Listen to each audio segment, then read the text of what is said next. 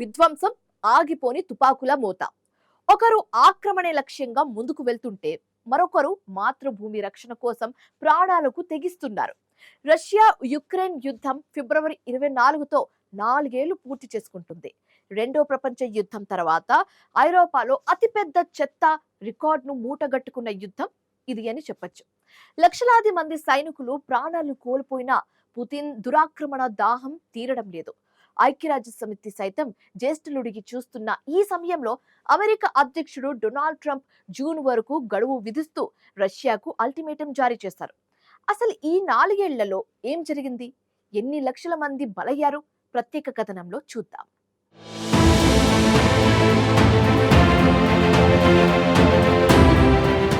Ukraine Russia యుద్ధం రెండో ప్రపంచ యుద్ధం తర్వాత ఐరోపా ఖండంలో ఇంతకాలం కొనసాగుతున్న ఘర్షణ మరొకటి లేదు అనేలా చరిత్రలో ఓ చెత్త రికార్డును నెలకొల్పింది. ప్రపంచవ్యాప్తంగా రాజకీయ, ఆర్థిక, రక్షణ రంగాలను కుదిపేస్తూ వచ్చిన యుద్ధానికి ఫిబ్రవరి 24తో 4 ఏళ్లు పూర్తవుతున్నాయి. ఈ 4 ఏళ్లుగా తుపాకుల మోత, క్షిపణుల శబ్దం, డ్రోన్ల గర్జనలే వినిపిస్తున్నాయి. అయితే ఈ పోరు ఇంకెంతకాలం కొనసాగుతుందో అని ప్రపంచ దేశాలు నిట్టూర్పు విడుస్తున్నాయి. శాంతి ఎప్పుడు వస్తుందో అనే ప్రశ్నకు స్పష్టమైన సమాధానం ఎవ్వరూ చెప్పలేని పరిస్థితి ఏర్పడింది. ఇరువైపులా లక్షలాది మంది సైనికులు ప్రాణాలు కోల్పోయినా రక్తపాతం ఆగలేదు. రష్యా అధ్యక్షుడు వ్లాదిమిర్ పుతిన్ దురాక్రమణ దాహం తగ్గలేదని పాశ్చాత్య దేశాలు ఆరోపిస్తున్నాయి. మరోవైపు తమ భూభాగాన్ని కాపాడుకోవడమే లక్ష్యమని ఉక్రెయిన్ అధ్యక్షుడు వ్లాదిమిర్ జెలెన్స్కీ అంటున్నారు.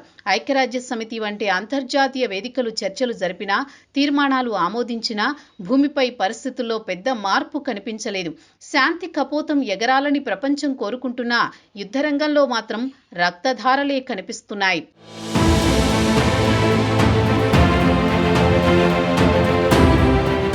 ఈ యుద్ధం రష్యాకు, ఉక్రెయిన్కు మిగిల్చింది కేవలం శవాల కుప్పలే. వాషింగ్టన్ కేంద్రంగా పనిచేసే CSIS సంస్థ వెల్లడించిన గణాంకాలు ప్రపంచ దేశాల్ని షాక్కు గురిచేస్తున్నాయి.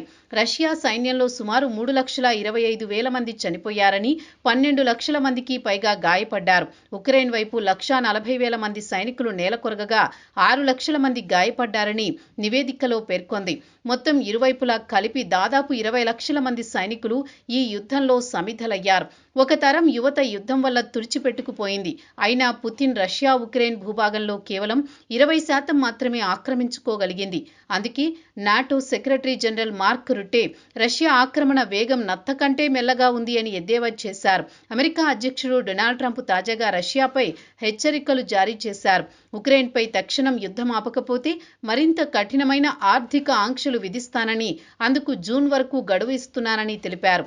అయితే ఇది కేవలం హెచ్చరిక మాత్రమేనా, లేక నిజంగా కొత్త ఆంక్షలు దిశగా అడుగులా అనే చర్చ మొదలైంది.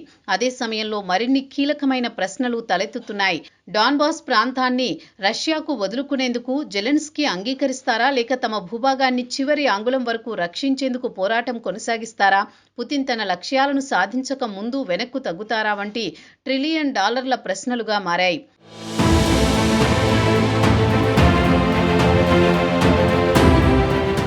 అమెరికా అధ్యక్షుడిగా బాధ్యతలు చేపట్టాక డొనాల్డ్ ట్రంప్ యుద్ధాన్ని ఆపడమే లక్ష్యంగా పెట్టుకున్నారు.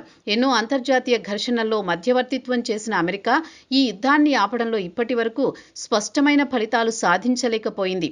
ట్రంప్, పుతిన్, జెలెన్స్కీలతో సయోధ్యకు ప్రయత్నిస్తున్నా ఇరువైపులా డిమాండ్లు భిన్నంగా ఉన్నాయి. జెలెన్స్కీ ముందుగా కాల్పుల విరమణ కావాలని అంటున్నారు. పుతిన్ మాత్రం సమగ్ర శాంతి ఒప్పందం కావాలని, ఉక్రెయిన్ నాటోలో చేరకూడదని, తటస్థ దేశంగా ఉండాలని డిమాండ్ చేస్తున్నారు.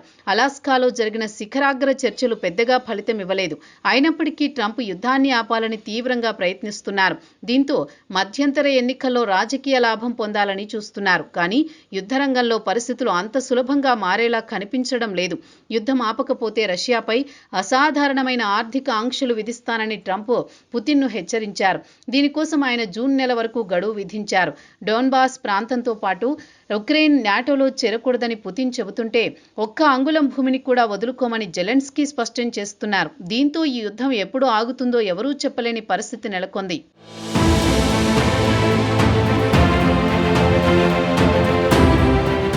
మొత్తానికి 4 ఏళ్లు పూర్తయిన యుద్ధం ప్రపంచానికి ఒక చేదు పాఠంగా మారింది. ఆధునిక సాంకేతికత, డ్రోన్లు, ఆర్థిక ఆంక్షలు ఇవన్నీ ఉన్నప్పటికీ శాంతి సాధించడం ఎంత క్లిష్టమో ఈ పోరు చూపిస్తోంది. 4 ఏళ్ల పోరాటం తర్వాత ఉక్రెయిన్ యుద్ధం ఒక సందిగ్ధంలో పడింది. ట్రంప్ పెట్టిన జూన్ గడువులోపు యుద్ధం ఆగుతుందా, లేక 5వ ఏడాదిలోకి కూడా ఈ రక్తపాతం కొనసాగుతుందా? పుతిన్ మొండితనానికి, జెలెన్స్కీ పట్టుదలకు మధ్య శాంతి కపోతం ఎప్పుడు ఎగురుతుందో కాలమే నిర్ణయించాలి.